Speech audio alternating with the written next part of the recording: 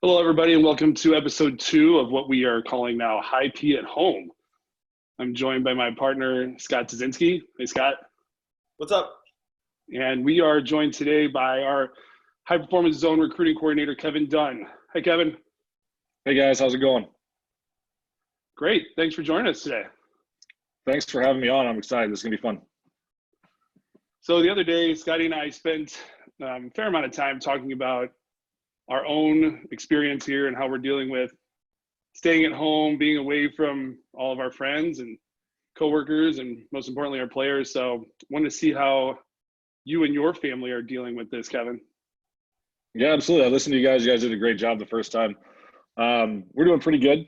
I don't have any kids, so it's my wife and my puppies. We've been hanging out. But I think one of the things that you guys touched on was connecting with people that I wouldn't normally connect with. I had a Zoom with some friends of mine that I played volleyball with in college. They live in Oklahoma. We put a buddy of mine from Denver on that. Just trying to stay connected as much as possible. It's tough, but we're starting to get some good news, which is good, which means that the things that we've been doing as a society have been working. So we just got to stick with it, stay healthy, so that we can get back to quote unquote normal lives here shortly. Yeah, I think the biggest thing on our minds is when are we going to get back in the gym? Scotty and I talked about the other day. I'm 43 years old and I've been involved with volleyball in one way or another since I was 10. And I can't remember a time I spent a whole week away from the gym, much less a whole month. One of the interesting things talking to Scotty about, Kevin, was how would we have dealt with this when we were players? Just as an adult, I'm thinking, man, if this would have happened 20 years ago, not having like major internet access, not having tools like this to connect with people would have been crazy. So for a minute, put yourself in the athlete's shoes. Go back, way back when you were playing, and how would you have dealt with this? Gosh, that was a long time ago. I had some hair then, back when I played just a little bit. But yeah, it would have been really hard, especially hard based off the weather. We've had a couple of nice days recently. So then you could go, I used to pepper on the roof. I'd hit the ball up there, then pass that, attack on the roof, and the ball would come back.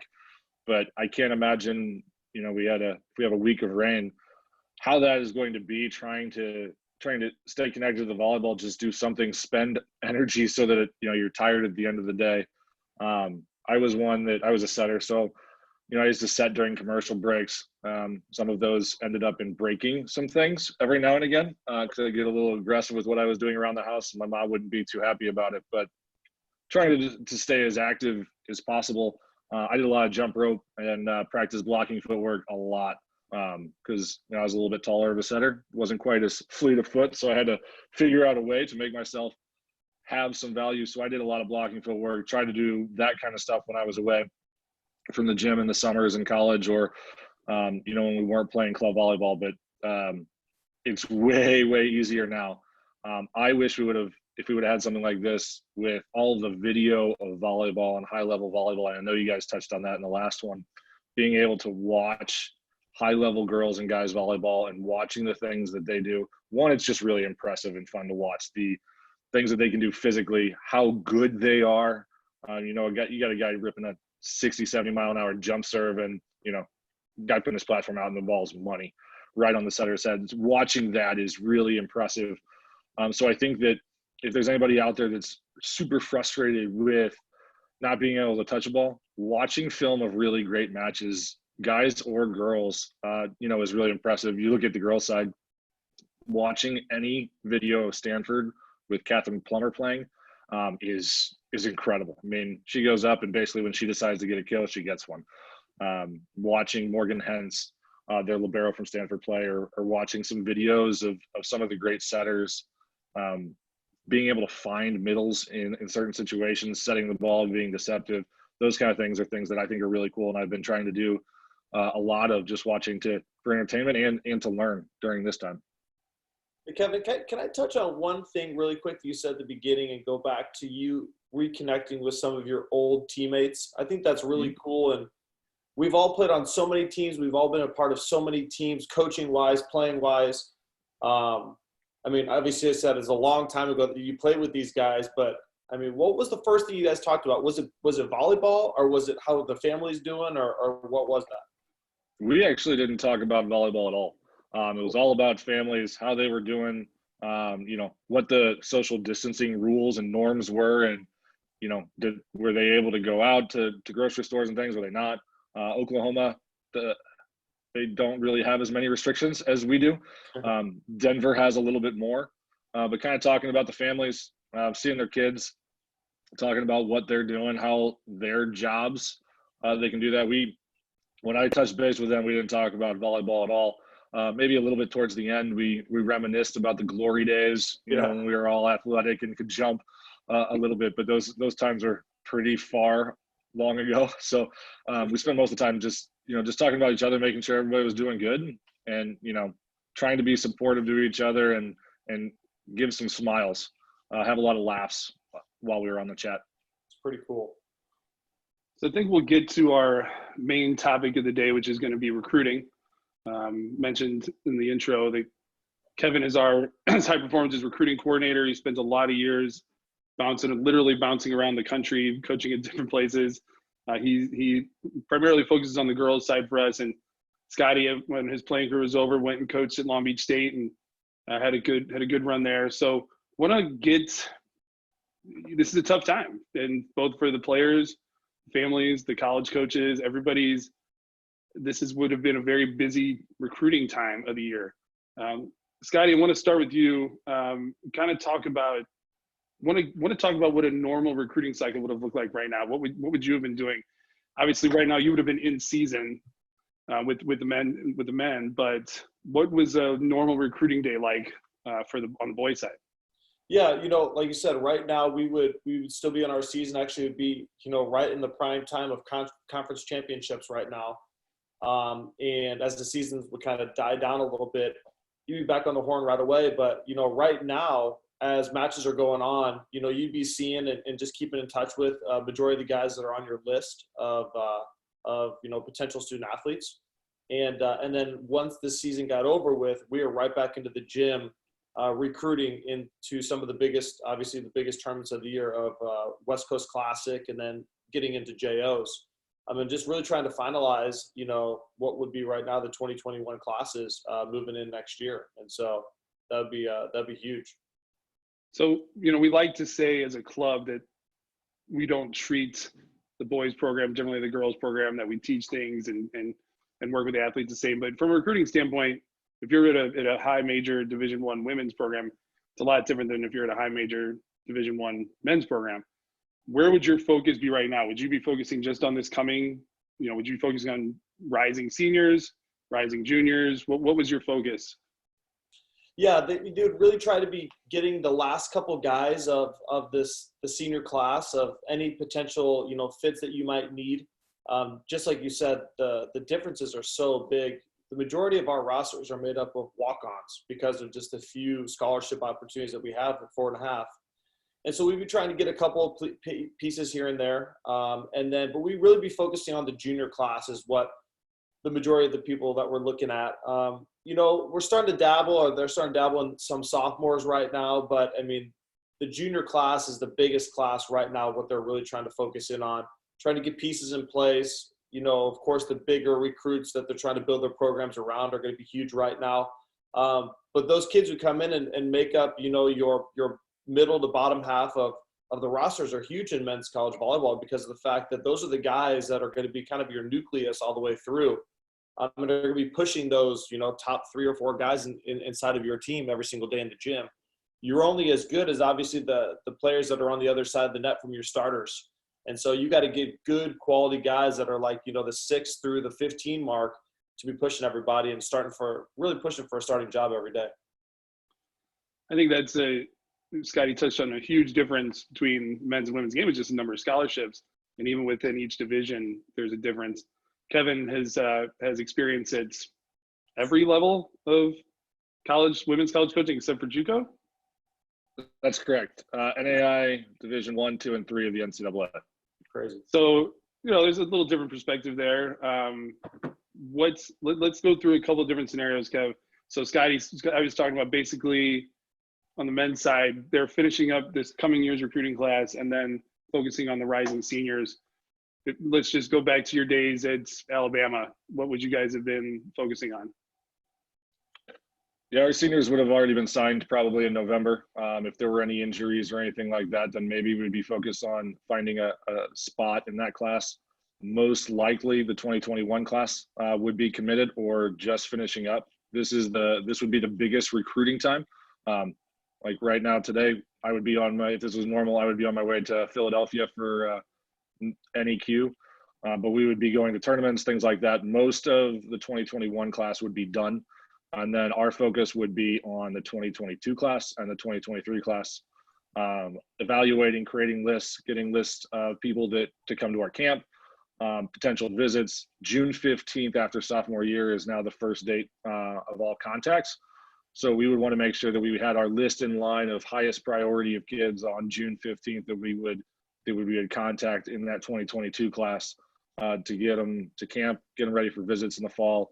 And then we'd be creating lists for the 2023 class to make sure that we had our needs met and finding the best kids that we could. Yeah, we talk a lot about RPI in the women's game. Scotty, we talk about in men's volleyball, we don't talk about the RPI as much because it doesn't necessarily, there's no delineation with the RPI between who should be recruiting who and what schools kids should be looking at.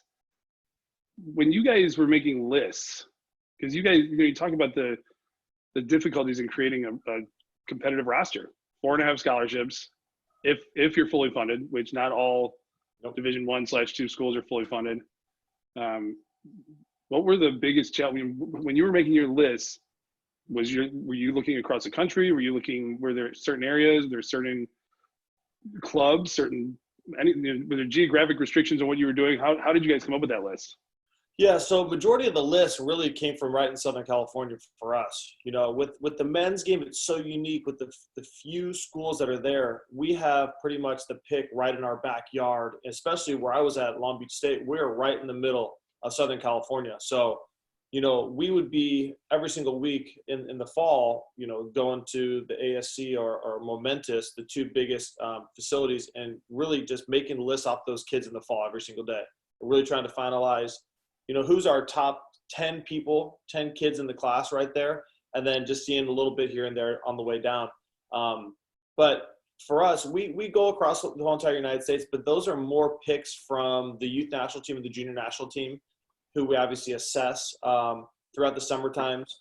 The men's game is a little bit unique because of the fact that normally the top 5 schools or even top 10 schools with high performance in July, almost all of us coached at that. And so we would be seeing all these kids the whole entire time and working with the youth national team. Where I was at Long Beach State, our associate head coach, Nick McRae, who is now the head coach of the youth national team, has obviously all the contacts in the world with the top 15 to 20 guys every single summer.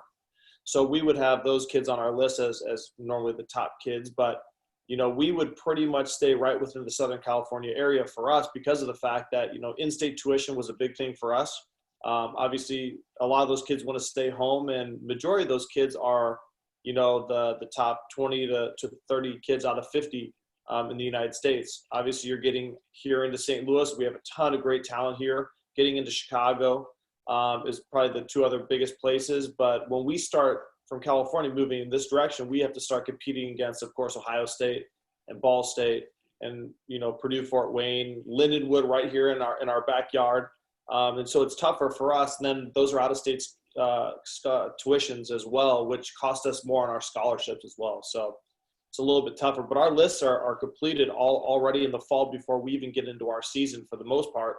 And then, of course, when it comes around to JOs, that's when we start finding a couple of different pieces that could fit in for us.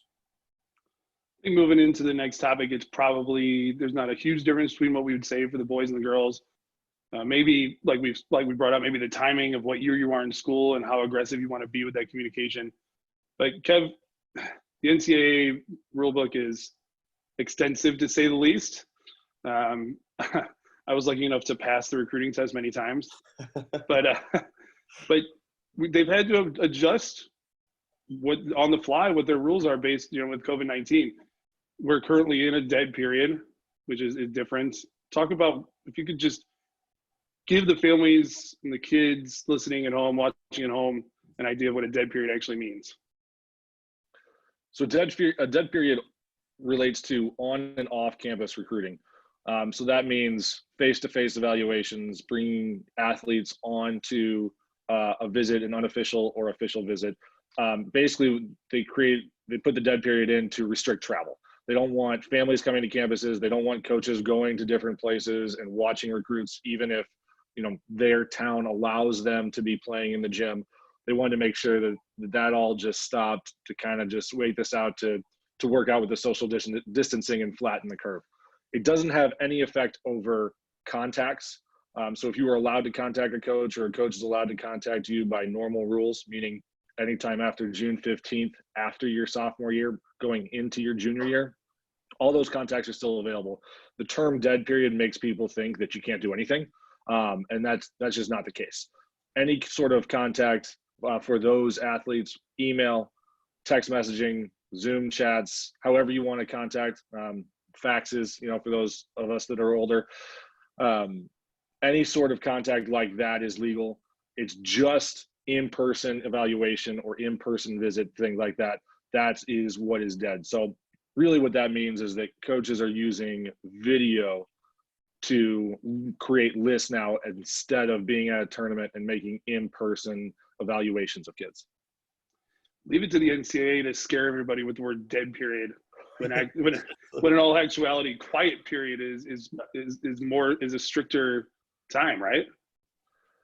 Yeah, quiet period is a little bit less restricting. Quiet period just means you can't go off campus, but kids could come on for a visit.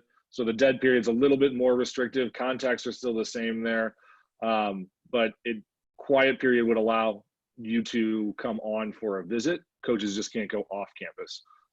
Why they have rules like that, terminologies like that, I don't know where they came up with them, but they decided to stick with them for years and years. It really just has to do, those two terms just really have to do with coaches going off campus and recruits coming on campus. As long as your June 15th after your sophomore year, none of those terms have anything to do with phone calls or text messages or anything like that. It's just in-person on and off campus recruiting. Kevin has been in communication with our families, and we've been doing so on social media to remind people about recruiting. One of the things I think is really important for kids and families alike to understand is that these college coaches are just sitting at home or in their office, hopefully at home, waiting for kids to contact them, waiting to see videos, they want this information to come in them. Now, I'm old enough in my college coaching days to have received VHS tapes. And we don't have that anymore. We actually have a way better ways to communicate with everybody. Scotty, give the kids at home an idea of, when you get a video, what do you want to see from a kid? Yeah, I mean, we had this question before, and I think I answered a little bit wrong on some aspects of it. We want to see a quick highlight video, pretty much of what you can do. 10 skills. And Kevin and I talked about this here the other day. We want to see what you can do best right off the beginning. You don't need, if you're an attacker and you can thunder volleyball straight down, I don't want to see you digging volleyballs or passing volleyballs right now. I want to see you doing the things that you can do the best right off the get-go. And it really forces you to show me that, hey, I want to continue to watch the rest of your video. And so I want to see somebody who has obviously athletic ability. We use the term athletes in our gym all the time. Because of volleyball, it's not a huge, massive sport like basketball, but we want kids who are athletes. A lot of basketball players translate great into volleyball players, obviously, because they're tall and they can move and they can jump and strong and whatever that may be. But I want to be wild right off the bat. And I want to make sure that, what I'm looking for, it doesn't have to be perfect, but we talk about this in the girls' game all the time, man. If you can jump high and you can thunder a volleyball, that's going to be something that we can work with as collegiate coaches right off the bat and mold you into a great volleyball player. And so give us, 10 quick attacks, 10 great defensive plays that you make, spectacular plays, and wow us right from the get-go. So we want to keep on watching that video. And then if we like what we see, then we'll contact you back normally and say, hey, could you give us a set?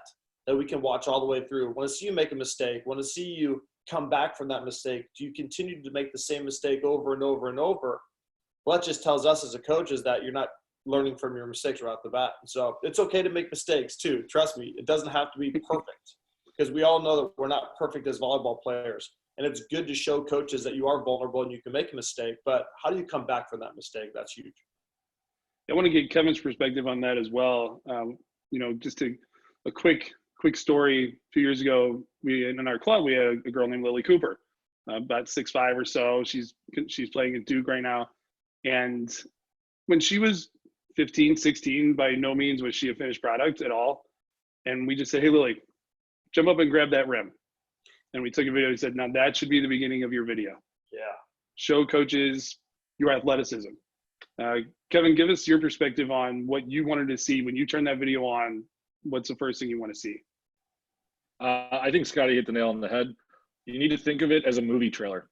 So if an action movie trailer, you don't see anything about the plot. You don't see anything about how the storyline progresses. You see things blowing up, because the idea for a movie trailer is to get you to come watch the movie.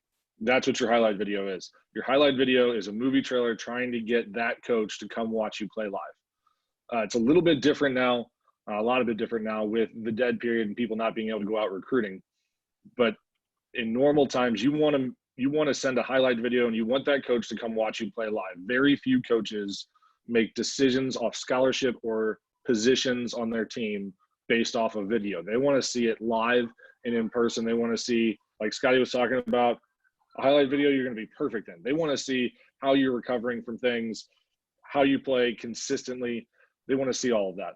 With the way it is now, full sets, full matches are also really important. Usually, I don't think personally that a full set or a full match video is as important, but because coaches can't come see you play, you want to be able to put those on your platforms, on your huddle page or in a YouTube video or on Sports Recruits. You want to put those up as well, because that's really how coaches are taking in that volleyball. But in that highlight video, think movie trailer. You're looking at 2 to 5 minutes tops, your very best things that you do well first, and then a bunch of those things that you do well. For instance, if I'm an outside hitter and my best skill is going up and thundering a volleyball, my very first clip should be me crushing that ball. Maybe my next clip is me passing a really tough serve, and the third clip is me making some fantastically athletic defensive play, and then go into all attacks, all serve receive, all defensive plays. So I've showed that I'm a full 6-rotation volleyball player in the first 3 clips. My best one was attacking. Hopefully I'm enticing that coach to come watch me play. Whatever skill you do, you want to start off with the best, catch their eye, make them watch, because coaches are watching a lot of video. I mean, even now, more so now than ever before, they're watching video. They don't have time to wait and have this dramatic build up to your best play at the end. They'll never make it. You want to make sure that they're sitting in that seat for 5 minutes or 3 minutes, however long that video is, and they watch your whole video. And then at the end of that video, that you're getting on a list of kids that they need to see play live, a list of kids that are in discussion for that position for that year, or in discussion to come to camp. They're going to send you an invite because they want to see more from you. It's basic marketing. We want to keep that going, get them to see you play live so they can make their decision at that point. Kevin, I want to come right back to you and then get Scotty's perspective on this. And maybe there is a difference between the boys and girls side here. I'm not sure. In this time, Kevin put this in one of his recruiting emails. It's, all is not lost. There's still hope in terms of the recruiting process.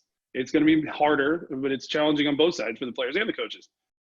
What should, if Susie wakes up this morning, what should she be doing on a daily basis to make sure she's being recruited? Yeah, I think I like to take obstacles and turn into opportunities.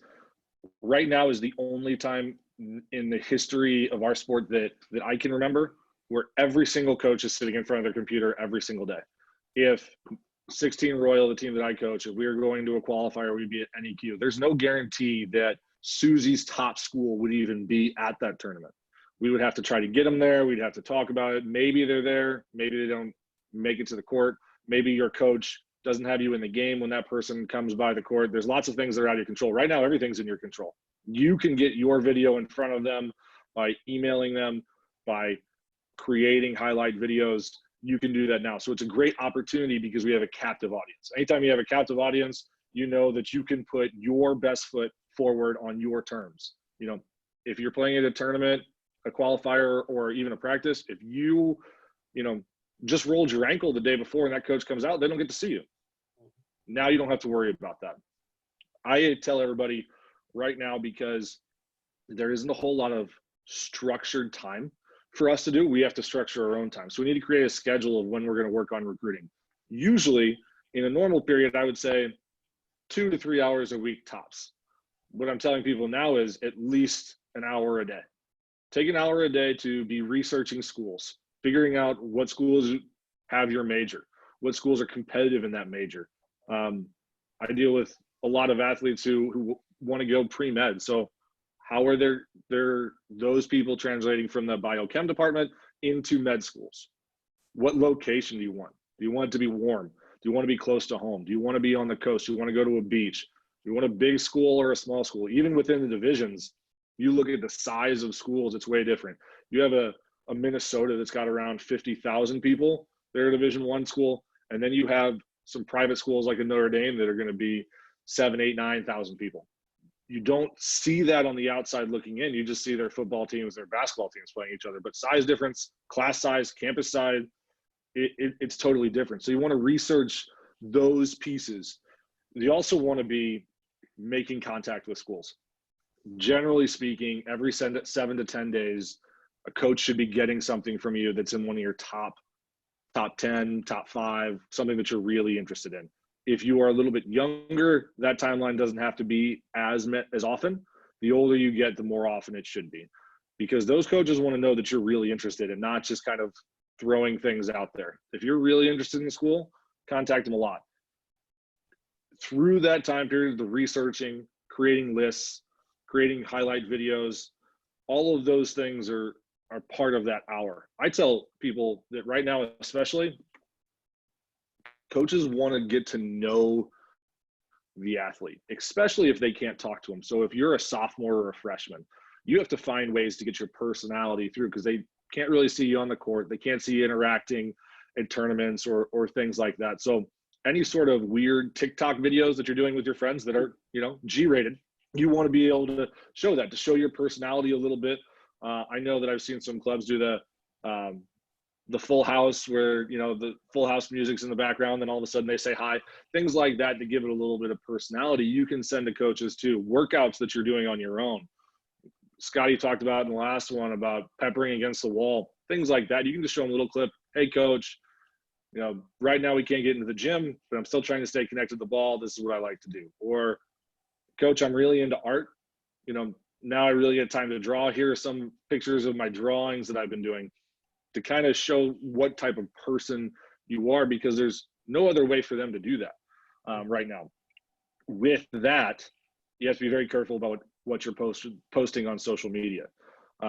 Right now is usually the busiest time for women college recruiters. So for their top kids, top kids, maybe they're checking their Instagram and their Twitter and things like that. But now they're doing it for everybody, because they have plenty of time to go through that. So you want to make sure all the things that you're posting are putting you in a really good light, because if it comes to where you're even with somebody, those are the things that are going to make the difference. Are you posting really good stuff? You know, you're working hard, you're dedicated, you're trying to better yourself. Those are going to be better than, hey, I'm watching Netflix and on Snapchat for 8 hours a day. Those are things that can be the difference if all things are even. I think that the biggest part of that is creating the schedule, so that you have the time where you're going to do the work, and that way you're putting yourself in the best position possible to when we get back to playing volleyball. Whatever day that is, let's say it's, you know, the 27th of whatever month. On that day, college recruiters are going to be going out. They're going to go somewhere. Whenever that dead period is lifted, they're going to go somewhere, and you want to be on the list of that place that they're going to go. We loved everything that Susie was doing. Her video is great personality. She's really excited about my institution. I need to go see her play it right off the bat to see if this kid is everything that we think she is. Scotty, it's interesting because the boys, in a regular calendar year, like we talked about with you, you'd be gearing up for the end of your conference season and getting ready for conference tournament, hopefully going to the NCAA tournament. For most boys, high school volleyball players in the majority of the states, they're in the middle of their high school seasons, getting ready for districts, hopefully going to the state playoffs. And now kind of the playing field has been leveled in both the boys and the girls game because of the stay-at-home order. What advice would you give the guys out there? Johnny, what should you be doing every day? Somebody from 16 Royal that you coach, what should they be doing every day to make sure they're being recruited? Yeah, we've talked about that with my 16 boys already. We had a Zoom meeting last night. Normally us coaches right now, we hand our kids off to the high school teams, and we don't have a lot of interaction with them right now. So I've been trying to have more with my guys just because it looks like high school season is probably not going to happen. And Kevin, really knocked it out of the park. That's why he's our recruiting director, man. Kills it. You got to really be careful with what you're showing these coaches right now on your social media. You got to be a salesman, and you got to really be promoting yourself in the right light to these coaches, because that could make or break you right now because of all the extra time that they have to be looking at these things that they probably don't normally do for some of the top kids. A schedule is huge. Every single morning when I wake up right now, because I have so much free time, I have to write a to-do list because there are more things to do. And if I don't write it down, I can't remember what to do. So a schedule like Kevin's talking about is massive. I tell our guys to do that, making sure they're going out there and making their highlight videos, because they have extra time now to really dial in their highlight videos and make them exactly how they should be, spending more time that they really wouldn't have in the high school season right now, because they're going 5 days a week instead of the 2 or 3 days they would have with us in club, to really dial in and hone in to make sure they have the correct plays and making their video exactly what it should look like for the coaches. And really, Kevin, I love what Kevin said about educating yourself in the schools right now. That is a big one. They should already be making a pros and a cons list for each school. But to really go out there and find out what school is the best fit for them, not only as a volleyball player, but as obviously what they're going to get their degree in as a family as well. Because a lot of these decisions are based on families getting together, a little bit more in the men's game, because families are going to be paying more money because of the scholarship differences, obviously. So they got to really dial in. If they're going to go out of state, they're going to be paying more money. Does the family, have that money because of this whole COVID-19 thing? Finances are being hit pretty hard on everybody right now. And so where, it could have been an easy spot before, might not be the easiest spot now. And so you got to really talk about that as a family as well. Once you kind of narrow your decisions down and say, hey, I really would like to go to Notre Dame, but man, I don't know. Notre Dame is a lot of money. And before it was pretty feasible, but not now. It's a little bit tougher on the family. And so just really doing your due diligence. I love what Kevin said about an hour a day. An hour a day doing recruiting is an hour less that they're going to be on your phones right now. And that's a good thing. We want to keep them off of their phones as much as possible, getting contacts on the ball, but also working on the things that are going to be able to get them into the correct position to be able to get a college scholarship later on is going to be huge. And because we have the time right now, you're either hurting yourself or you're helping yourself. And hopefully you're helping yourself right now in that aspect, because we have that extra time that they normally wouldn't have. I alluded earlier about how this can be, if I was a 16, 17-year-old kid right now, I'd probably be feeling pretty anxious about my future, especially if I'm a senior or a rising senior on the girls' side or a senior on the boys' side. What's my future in this sport? This is the time I should be really, really getting after it. And I think Kevin brought up in one of his emails about just having a positive mindset with this whole thing, because there is going to be volleyball again. We don't know when, but it is going to happen. College coaches are still looking for players. And I always told players, when I was in your guys' shoes as a recruiting coordinator, I always said it's never too early and it's never too late. Yep. Right now we're kind of, on the girls' side, if you're an 8th grader or a freshman, maybe it's not as imperative that you're getting your recruiter right now. But if you're a junior or senior, it's never too late. And Kevin, we'll send it to Scotty as well, to kind of give us your perspective on that positive mindset and sticking with it and assuming that this is going to happen for you? I think it's easy to internalize this, and this was my year. This was the year that I was supposed to be doing this, and that these things are happening to you. It's everyone is in the same boat. So that makes your mindset really important on how you deal with it, because when everybody's in the same boat, the ones that end up being successful are the ones that put it on their terms.